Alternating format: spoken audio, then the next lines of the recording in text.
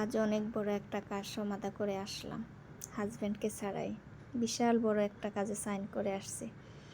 তারপর সাথে আছে মজার একটা রেসিপি শেয়ার করব তোমাদের সাথে।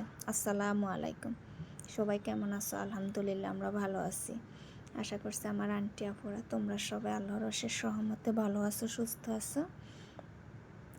তো বিয়াসিব মাদার চ্যানেলটিকে তোমাদেরকে আমন্ত্রণ জানিয়ে শুরু করছি আজকের ব্লগটি। ছোট্ট ব্লগ, বেশি বড় করিনি আমি। তো এই তো দেখো, সকাল সকাল আমি সিয়াসিডের পানিটা খেয়ে নিচ্ছি প্রতিদিনের মতো। এটা তো আমি প্রতিদিন খাই, তো কোনো দিন ভিজিয়ে রাখি, আবার কোনো দিন মনেও থাকে না, তো সাথে সাথে গুলিয়ে খাইলেও কোনো অসুবিধা নাই। তো সিয়াসিডের পানি খেয়ে অনেকগুলো কাজকর্ম করে নিয়েছি, এই পাকে গুছ গাছ অনেক কাজে করেছি। এখন বাজে 10টা, নাস্তা খাবো। তো আমি আমার জন্য ব্রেড নিয়েছি, ছেলেকেও ব্রেড দেব। তো বড় ছেলে এখন খাবে না, সে পড়তেছে। ও একটু ঘুম থেকে দেরি করে উঠে, নামাজ পড়ে যে শোয়, তো একটু দেরি করে উঠে। কারণ হচ্ছে ও সকালবেলা একটু না শুইলে ওর সারাটা দিন খুবই খারাপ যায়। আসলে দুঃখের বিষয় কি, আমি আমার ছেলের এই ঘুমের অভ্যাসটা একদমই ছাড়াইতে পারিনি। কারণ ও যদি একটু ঘুম না যায়, ওর সারাটা দিন খুবই খারাপ যায়। তাই ওর নামাজ পড়ে একটু শুইতেই হয়। তো শোয়া থেকে উঠে আবার ফ্রেশ হয়ে পড়তে বসে গেছে। কারণ সে শোয়া থেকে উঠলে নাস্তা খেতে চায় না, একটু পরে দিতে হয়। তো এই জন্য আমি একা একা খেয়ে নিচ্ছি সিজ ক্রিম দিয়ে, আর একটা খাইছি ইয়ে দিয়ে আর কি, বাটার দিয়ে, আর একটা আম কেটে নিচ্ছি।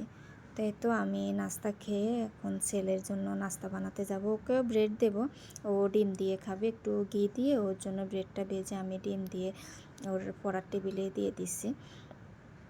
তো যেটা বলতে গেছি, হাজব্যান্ডকে ছাড়া অনেক বড় একটা কাজ সারলাম। আসলে না, আমি 3-4 মাস আগে অনেক বড় একটা কাজে হাত দিছি। তো আলহামদুলিল্লাহ কাজটা আমার অলরেডি শেষের দিকে। তো শেষটা তোমাদেরকে আমি আস্তে আস্তে আমার সামনের ব্লগগুলোতে দেখাবো। তো আজকে আবার আমার সেই বড় কাজেরই আরেকটা বড় কাজে সাইন করে আসলাম, কিছু সাইন মানি দিয়ে, প্রায় 13-14 লক্ষ টাকার। তো যেটা বলছি যে হাজব্যান্ডকে ছাড়া, আলহামদুলিল্লাহ আমি ওনাকে ছাড়াই আমার আরও অনেক বড় বড় কাজ সমাধা করছি। উনি তো আমাকে ভীষণভাবে সাপোর্ট করে, বিশ্বাস করে। আলহামদুলিল্লাহ, এটা আমার কাছে অনেক বড় পাওয়া। আমার হাজব্যান্ড আমাকে এইভাবে যে বিশ্বাস করে, তো মানে কি বলবো তোমাদের, লক্ষ লক্ষ টাকার কাজ আমি হ্যান্ডেল করছি আলহামদুলিল্লাহ। তো উনি আমাকে আমার সমস্ত ভালো কাজে এত ভালোভাবে সাপোর্ট করে, সেটা তোমাদেরকে আমি বোঝাতে পারবো না একদমই, এরকম আর কি। তো যাই হোক, সেটা দেখবে আমি যে সাইন করে আসলাম। হাজব্যান্ড ওয়াইফের ভিতরে বিশ্বাস থাকাটা সবচেয়ে বড় জরুরি দরকার, যেটা আমার মনে হয়। কারণ বিশ্বাসের হাতটা যদি শক্ত না হয়, তাহলে ওই সংসারে আসলে ভালো হয় না কোনো কিছুই। আর বিশ্বাসটা না এমনি এমনি আসে না, সেটাকে অর্জন করে নিতে হয়। যাক, অনেক বড় বড় কথা বলে ফেলছি, প্লিজ আপুরা তোমরা কিছু মনে করো না। তো চলে আসছি আমার রেসিপিতে। অলরেডি আমি আমার মুরগিটাকে সুন্দর করে ক্লিন করে আদা রসুন জিরা গোলমরিচ, মানে আমাদের ঘরোয়া যে মশলাগুলো, ওইটা দিয়ে দিয়েছি। আর যেটা মানে মূল উপকরণ যেটা, সেটা হচ্ছে এই সসটা। কিন্তু আমি তোমাদেরকে বলবো না যেটা আমাদের দেশে পাওয়া যাবে, এটা কিন্তু আমি পাই না। আমি অনেক জায়গায় খুঁজেছি, বড় বড় সুপার শপেও, কিন্তু আমি এই সসটা একদমই পাই না। এটা আমার হাজব্যান্ড ওখান থেকে পাঠায় বা নিজে নিয়ে আসে।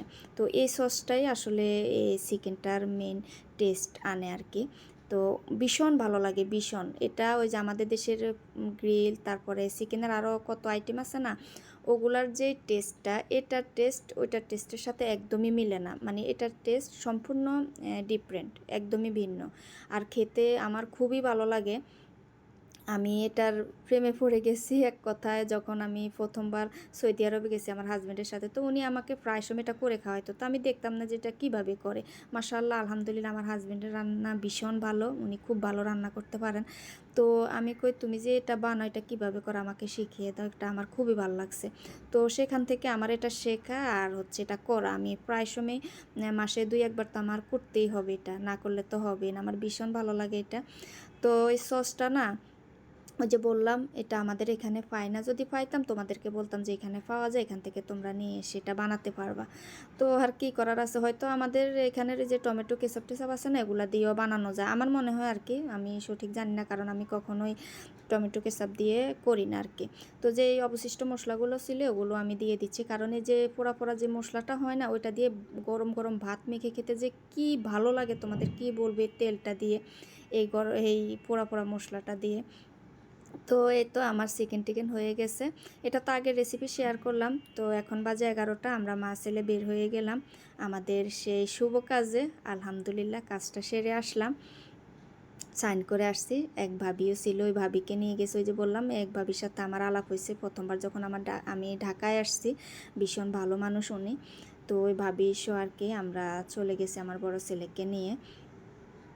তো ওখান থেকে ওনাদের সাথে কথাবার্তা বলে তো সাইন টাইন করে কিছু সাইন মানিও দিয়ে দিছি।